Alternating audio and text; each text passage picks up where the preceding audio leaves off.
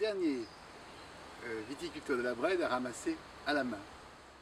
Donc j'ai un grand nombre de parcelles à vendanger et toutes ces multitudes de parcelles sont souvent jugées comme un inconvénient.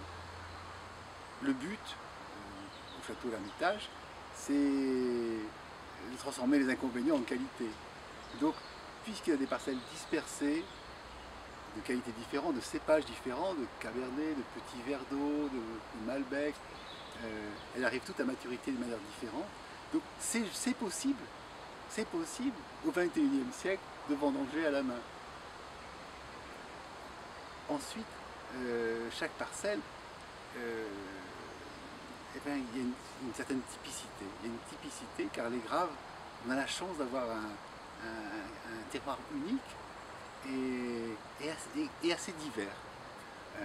Les graves, chaque couche de gravier correspond en gros à une glaciation et chacune apporte des caractères différents et sur la Brède supporte des cépages différents.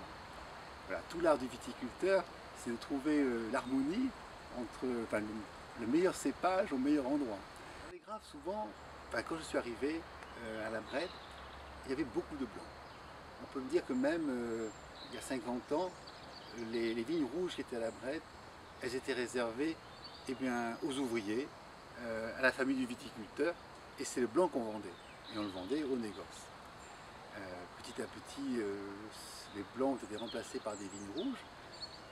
Ici, à Aulnay-l'Hermitage, on a gardé cette originalité d'avoir des grands blancs, des bons blancs, sachant que c'est vraiment que dans les Graves, on a pu distinguer des crus classés en blanc.